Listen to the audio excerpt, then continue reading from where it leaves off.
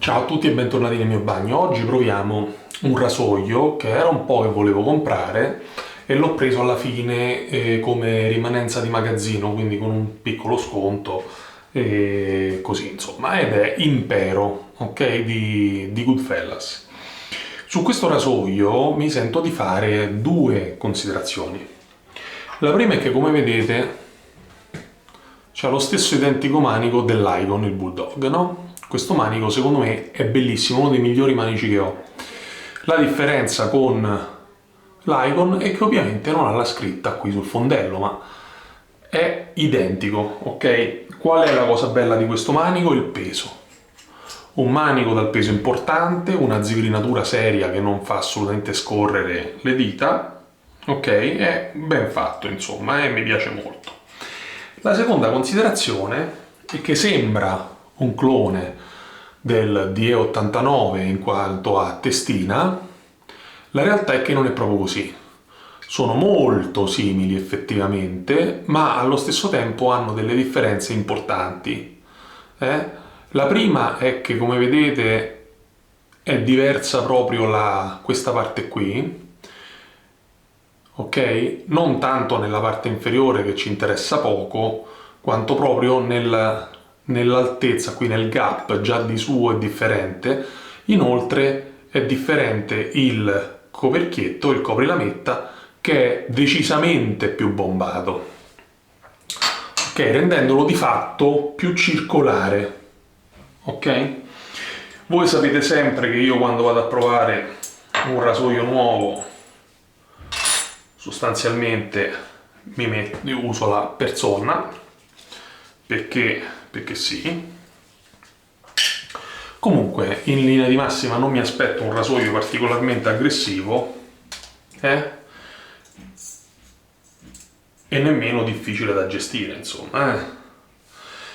Ecco, nella base del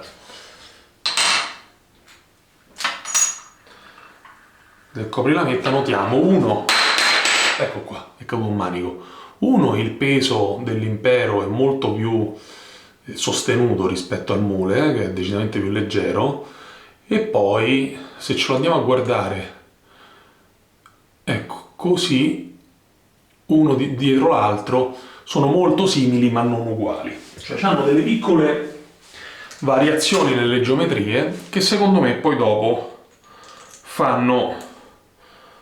creano delle differenze, ok? Creano delle differenze nella resa. Nel frattempo vi dico che, ecco, per 29 euro io adesso ho messo sul Mule, ci ho messo il manico dell'Impero ed è uno spettacolo, ok?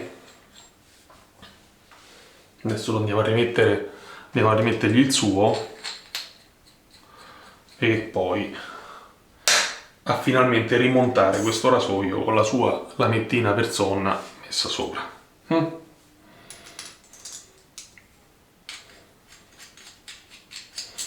È massiccio, è un rasoio massiccio, bello pesante, con una testina importante come dimensioni e peso, bilanciato molto bene, praticamente, se riesco ecco qua, a questa altezza del manico, quindi è ben bilanciato assolutamente. A me piace, sinceramente mi piace così a prima guardata, mi piace molto. Che sapone andiamo a usare oggi? Pino alpestre, che ho comprato praticamente quando è nato questo canale, ho usato 2 o 3 volte e poi non più. Profuma ancora moltissimo, è diventato leggermente più duro, chiaramente. Questo era una crema, decisamente, no? Era decisamente un sapone morbido a cui bisognava stare attenti, no? Nel prelievo. E invece è diventato ovviamente un pochino più compatto.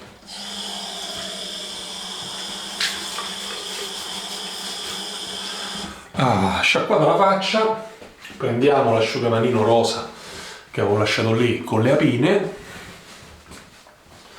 lo mettiamo qua, ok?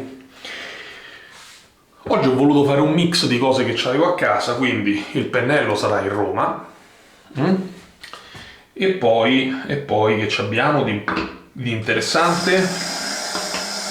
Abbiamo l'acquavelva, che non c'entra niente col profumo alpino, però il bello è anche mischiare, ed era una sensazione che volevo sentire sulla pelle da un po', no?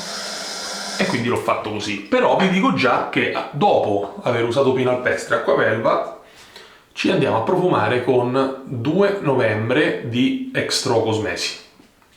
Ultimamente ha preso sta fissa per i profumi solidi, quindi ho questi 2 di Extro, ma ne ho altri in arrivo di altre aziende, e vi dico che Egyptian Oud di Extro è fantastico, cioè fotonico.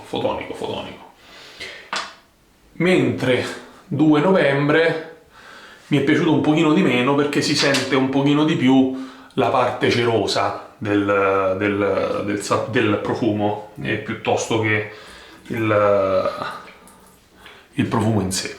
Però non è che è male, c'ha la stessa profumazione del dopo barba e della crema da barba, però ecco, mi è sembrato un po' sottotono rispetto a Egyptian Oud.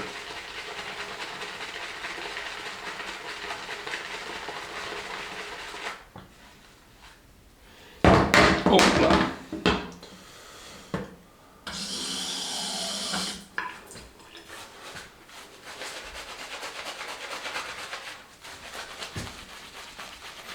Ecco, questi saponi di Goodfellas, che io in realtà ne ho pochi, no? Perché ho questo, poi ho Amber Fougère, Abisso e me sa basta. Non vorrei dire una stupidaggine, ma me sa basta. Sono saponcini onesti perché costano poco. Stiamo parlando di costi che si aggirano tra i 9 e i 12 euro. Adesso non so perché non li compro da un po'. Però, come vedete, che gli volete dire? E loro lo fanno bene. Per essere dei saponi tutto sommato economici si comportano in realtà molto meglio di altri saponi più costosi. Chiaramente magari non vi danno quella sensazione di mega protezione che vi può dare un Taload americano piuttosto che un super vegetale con gli steroidi, no? Però rispetto a un classicissimo e bellissimo Proraso che ho utilizzato nello scorso video, comunque vi danno una sensazione più che accettabile, ok? Assolutamente piacevole, montano bene, sono vaporosi il giusto. Certo che se metto l'acqua sul freddo poi mi stupisco che non esce calda.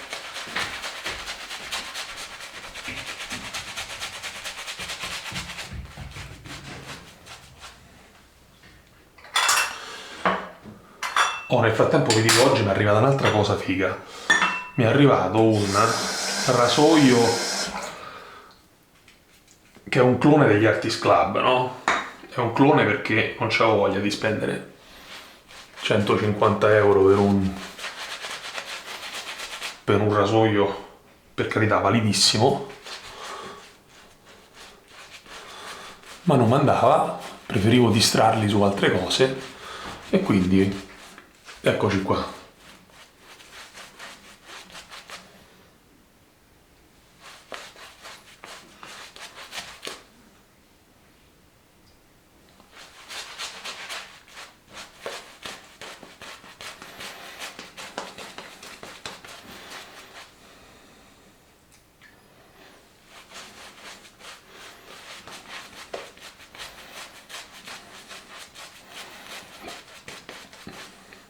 Profumo di pino alpestre che è veramente buono e diciamo che ricorda un po' il pino mugo, no? Per chi ha bevuto quei liquori al pino mugo che fanno sulle Dolomiti.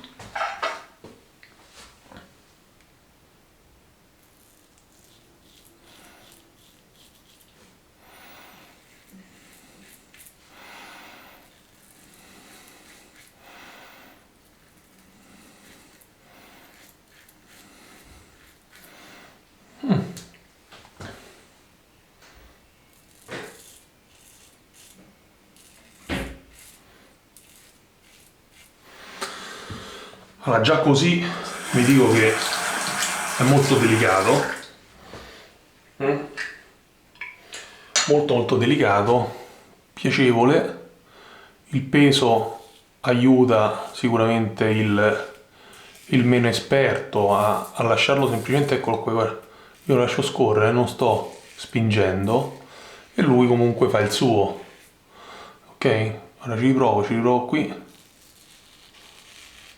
Chiaramente se non spingi un po', cioè se non lo appoggi, non toglie molto, però questo è per dirvi che il peso c'è, prendendolo nel punto di bilanciamento è tutto sommato è comodo, lui scende giù dritto e quindi aiuta un pochettino, no? Il meno esperto. Delicatissimo.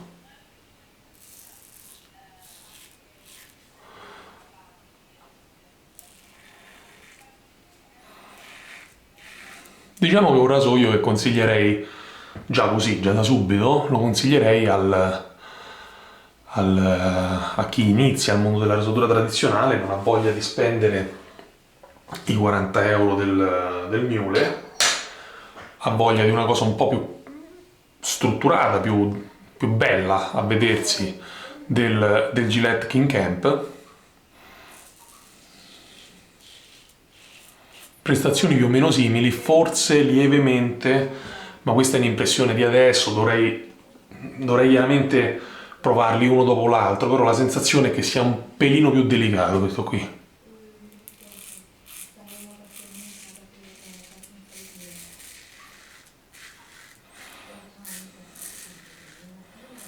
È un pochino forse anche più facile da gestire nell'angolo.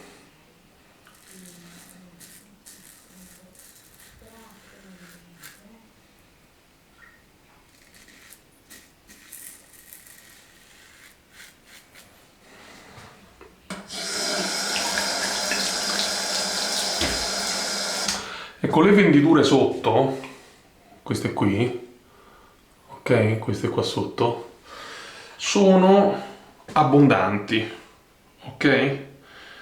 E probabilmente un pochino più grosse, leggermente più grosse del Miele, il che fa sì che prendete questo rasoio con una barba che ho io, che adesso questa barba è di 4 giorni, quindi già una barba, non dico importante, ma insomma c'è. Fa sì che il rasoio non si vada a occludere.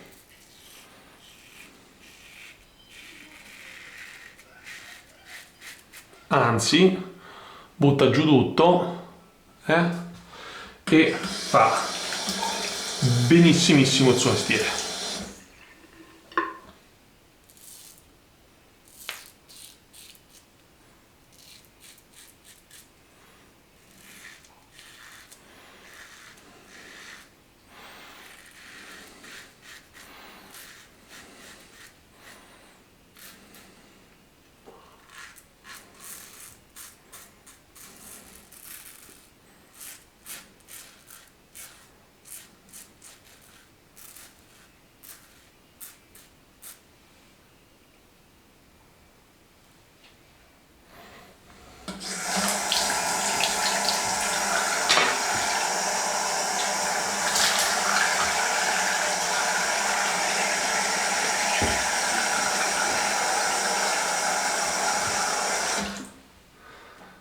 Ecco, vi faccio vedere il pennello, no?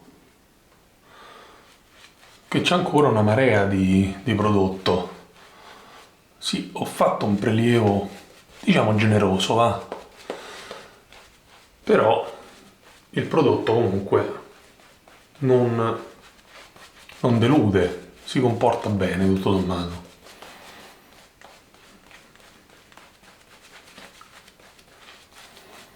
Non tende a seccare, è vero che io l'ho messo su un viso già bagnato, non l'ho asciugato il viso, no?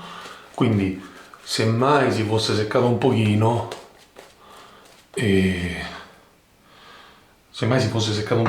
una mano gliel'abbiamo data già con quel film di acqua che c'è sul viso.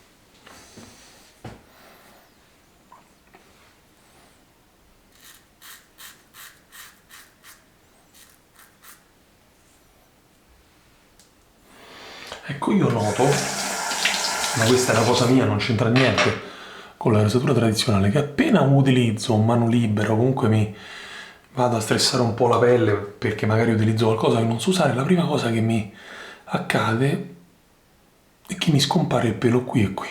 Perché? Non lo so.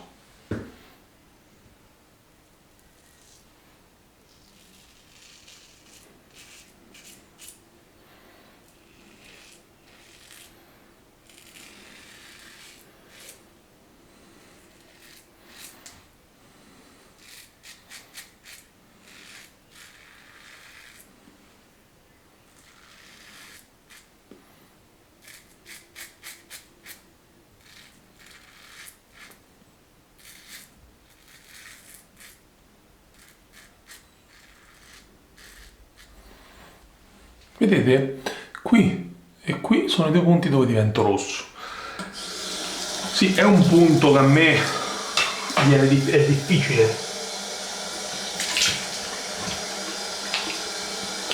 È un punto complicato del mio viso questo qui. Perché la barba va in direzioni diverse, perché... Però non capisco perché, vedi, qui... Vabbè, qui sotto qui c'è una cicatrice. C'è un pelo incarnito che era cresciuto terribilmente qua dentro, quindi... Però qui e qui, proprio simmetrico. Smettono di crescere i peli. Quindi io per questa ragione oggi mi fermo, nonostante non sia liscissimo, ma ho ottenuto quello che è il BBS visivo, che è più che sufficiente, no? Noi possiamo, per carità, forse, aspetta un pochino qua, forse una bottarella gliela diamo. Ecco. E... Sì, è bello avere la pelle liscia, però alle volte è opportuno sacrificare questa sensazione di totale liscezza, liscitudine, in favore di un maggior benessere della pelle. Ok? Acquavelva, come abbiamo detto,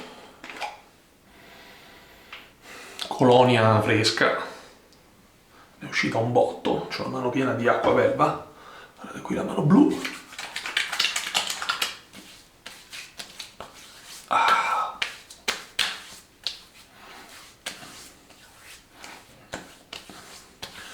Schiaffetto alcolico ben presente e diciamo un odore talcato che diciamo rompe con quello di questo sapone di pino alpestre.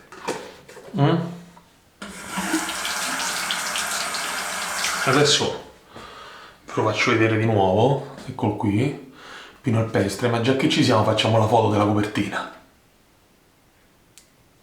Eccola. Allora, fatta la foto della copertina, vi dico, questo prodotto ha circa 2 anni, formula AJ1 di Goodfellas, vegetale, totalmente vegetale, e made in Italy, che per quello che costa non è male averlo, non è male averlo.